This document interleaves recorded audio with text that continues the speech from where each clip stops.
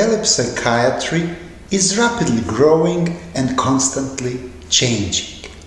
We have been practicing it since 1959 via standardized, conventional, standalone video equipment, but along with rapid technological advances within the last decade, we were also able to deliver telepsychiatry using personal computers and mobile devices such as smartphones, iPads, laptops, all of which have built-in camcorders and installed video platforms or video software.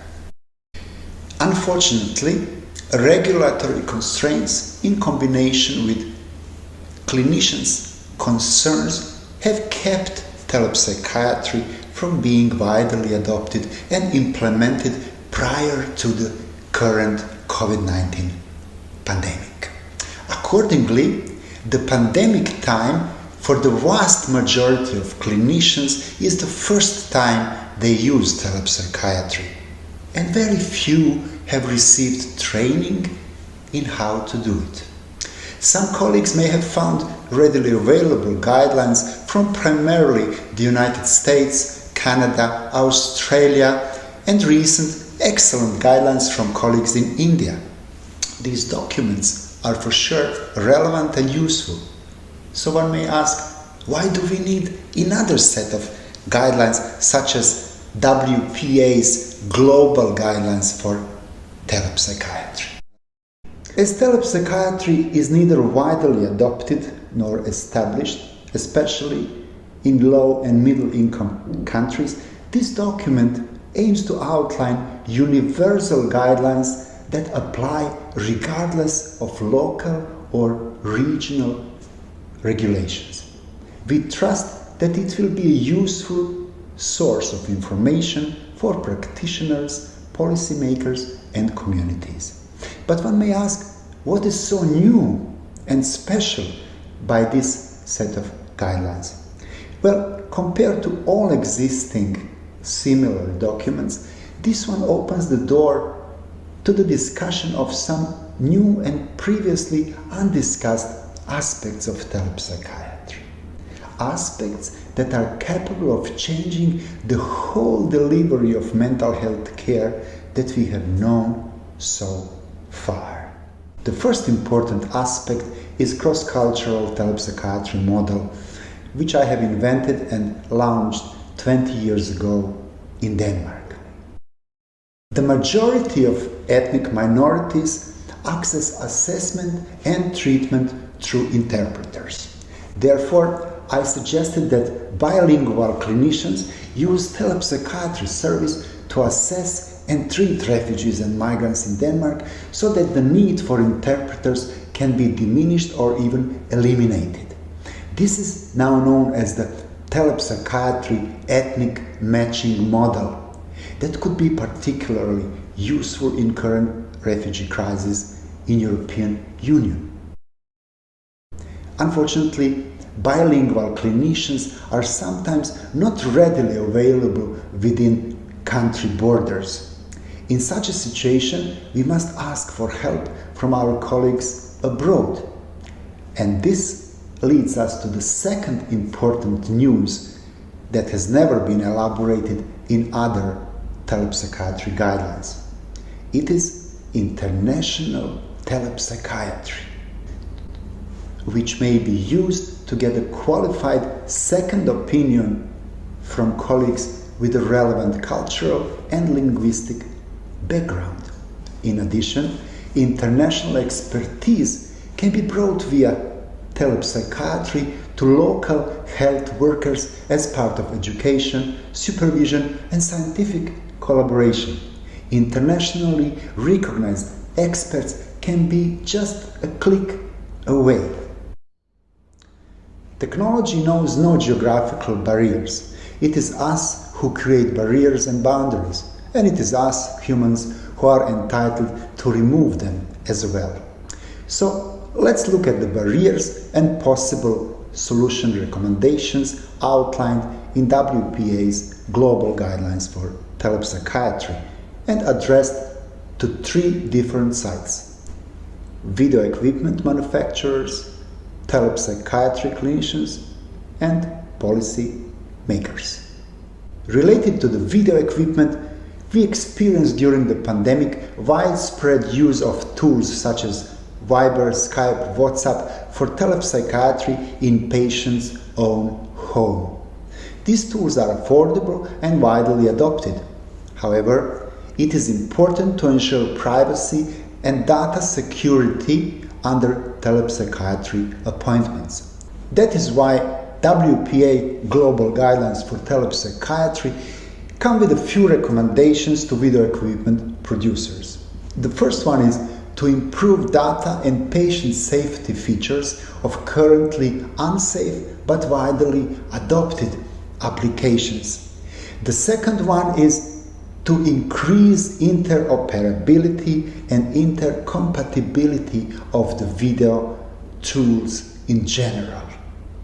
It will enable increased collaboration across boundaries of each specific video equipment brand and type of equipment, whether it is standalone video or video platforms and softwares within mobile devices.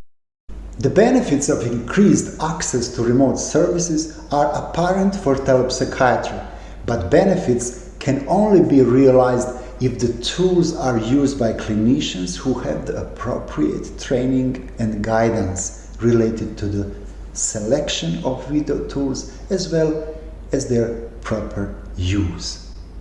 Clinicians must develop the relevant skills and competencies needed to perform assessment and treatments using a wide range of video conferencing equipment, each with different features and related benefits and limitations.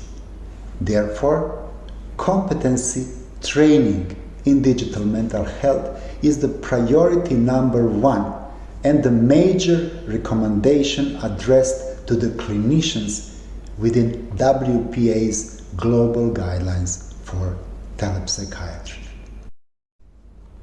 Very important news that we deal with is related to regulatory issues and its potential globalization. Under current required licensing laws, it is common for the patient not to be treated if he or she is not located within the same country boundaries as the psychiatrist. Many patients who already see the psychiatrist may be exposed to significant disruption of care in the case of travel, work, or study abroad, as they would either be forced to see another professional licensed in the respective new country or not see anyone at all. Within the guidelines, we discuss a recent phenomenon called the meeting in the cloud. It's technically where we meet our patients while delivering remote internet-based consultations. The location of the cloud is determined by the location of the internet server, not by the physical location of either the patient or the professional. Conceptualization of the visit up in the cloud then may cause future changes in existing regulations. This momentum poses new challenges for licensing authorities and calls for international cooperation between policymakers. That is why we recommend and encourage policymakers to start work on creating uniform licensing rules, first regional and then global. This is crucial as the regulatory constraints still pose significant barriers to wider use of telepsychiatry in a globalized world. Current local regulations make it difficult for many to receive needed care that otherwise would be possible thanks to the technology.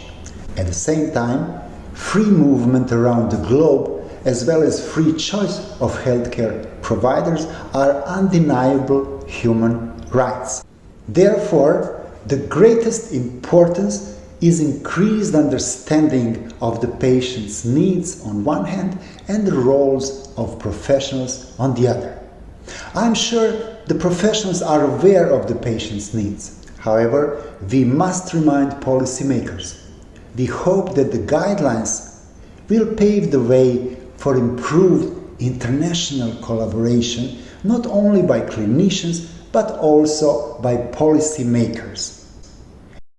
Mental health care without borders may not be a mission impossible anymore. Global teamwork is the light at the end of the tunnel of current and future global crises. Now is the time for us, through our united efforts, to build on a new, user-friendly digital mental health care system that can better meet the inevitable future challenges. For we must not return to where we have been yesterday. We hope that WPA's global guidelines for telepsychiatry can help us to move forward. Thank you for your attention.